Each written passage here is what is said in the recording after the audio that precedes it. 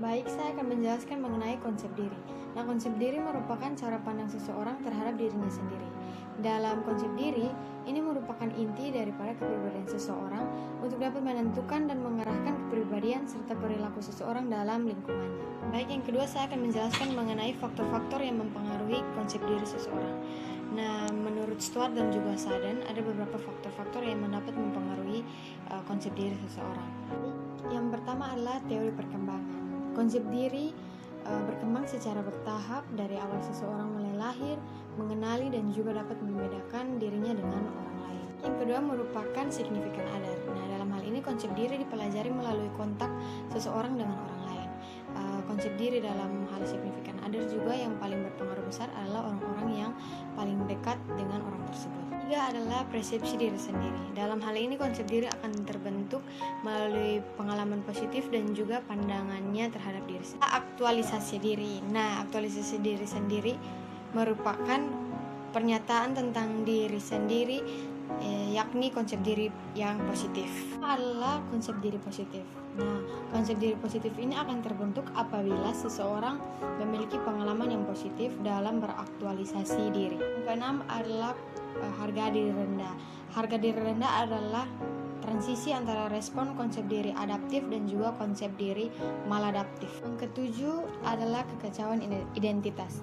Nah, kekacauan identitas adalah kegagalan individu mengintegrasikan aspek-aspek masa kanak-kanak ke dalam kematangan aspek psikososial kepribadian pada masa dewasa yang harmonis. Dan terakhir yang kedelapan adalah depersonalisasi.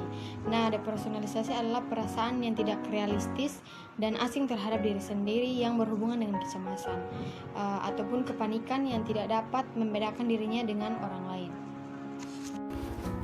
Oke, baik, yang berikut saya akan menjelaskan tentang pembagian konsep diri. Nah, menurut Stuart dan Sundan, pembagian konsep diri dibagi menjadi beberapa bagian. Yang pertama yaitu pola gambaran diri atau body image. Gambaran diri adalah sikap seseorang terhadap tubuhnya baik secara sadar maupun tidak sadar. Nah, sikap ini mencakup persepsi dan perasaan tentang ukuran, bentuk, dan fungsi. Penampilan dan potensi tubuh saat ini dan masa lalu yang berkesinambungan dimodifikasikan dengan pengalaman baru setiap individu. Yang kedua, ideal diri. Nah, ideal diri adalah persepsi individu tentang bagaimana ia seharusnya bertingkah laku berdasarkan standar pribadi.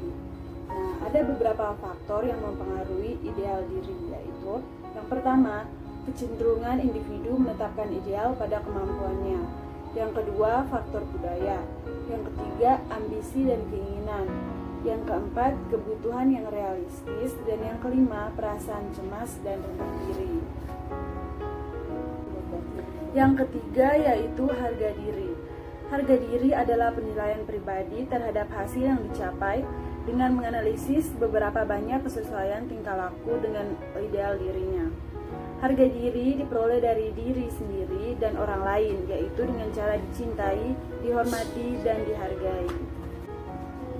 Yang keempat yaitu identitas. Identitas adalah pengorganisasian prinsip dari kepribadian yang bertanggung jawab terhadap kesatuan, kesinambungan, konsistensi, dan keunikan individu.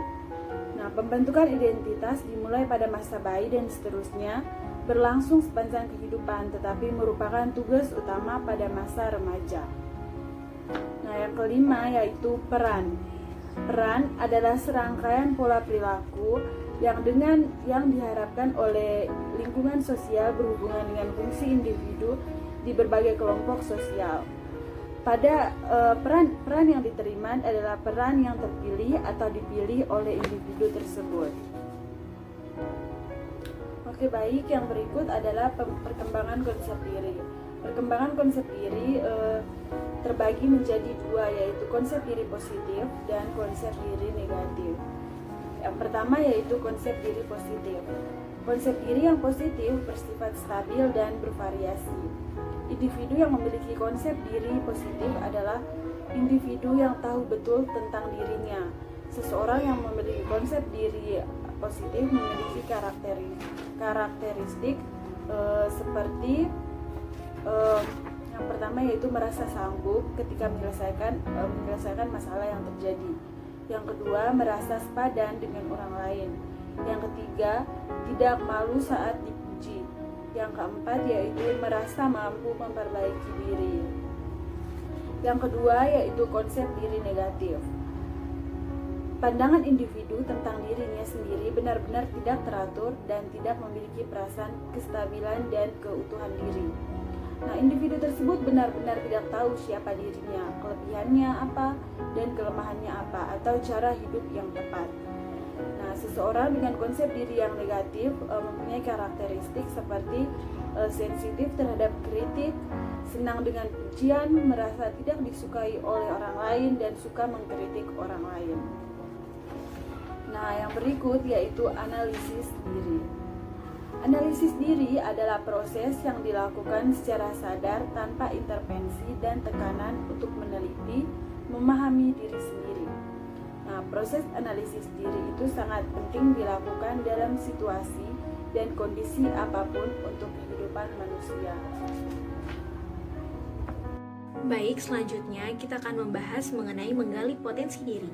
Jadi teman-teman, potensi itu ialah daya atau kekuatan.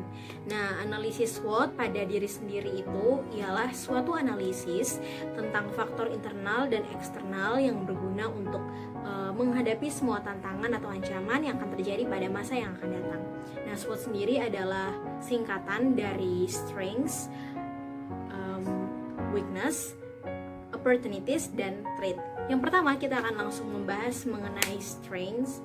Itu adalah suatu kondisi yang merupakan kekuatan yang dimiliki oleh seseorang, organisasi, atau sebuah program yang akan berpengaruh positif pada masa yang akan datang. Contohnya, dia friendly dengan orang yang baru dia kenal. Misalnya dia baru bertemu, tapi dia langsung akrab dan ramah terhadap orang tersebut. Yang berikutnya ialah weakness. Kalau weakness itu ialah suatu kondisi yang merupakan kelemahan yang dimiliki oleh seseorang, organisasi, atau suatu program yang bisa berpengaruh negatif pada masa yang akan datang. Contohnya, misalnya dia dalam suatu organisasi, dia merasa minder dengan teman-teman yang ada di sekitarnya karena dia merasa bahwa orang-orang yang ada di sekitarnya itu jauh lebih bisa daripada dia. Itu hal yang membuat dia sehingga dia bisa merasa minder. Yang ketiga itu adalah opportunities. Nah, teman-teman, opportunities itu adalah suatu kondisi yang merupakan kesempatan di luar diri sendiri, organisasi, atau sebuah program yang memberikan peluang di masa depan. Contohnya, dia bergabung dalam suatu organisasi sehingga itu bisa menjadi ladang buat dia mengikuti kegiatan-kegiatan seperti itu dalam sosial dan usaha-usaha. Yang keempat atau yang terakhir itu adalah threat. Itu adalah situasi yang merupakan ancaman atau hambatan yang datang dari luar atau bisa juga dari dalam dirinya sendiri. Nah, contohnya buat orang-orang yang keras kepala. Sekian dan terima kasih.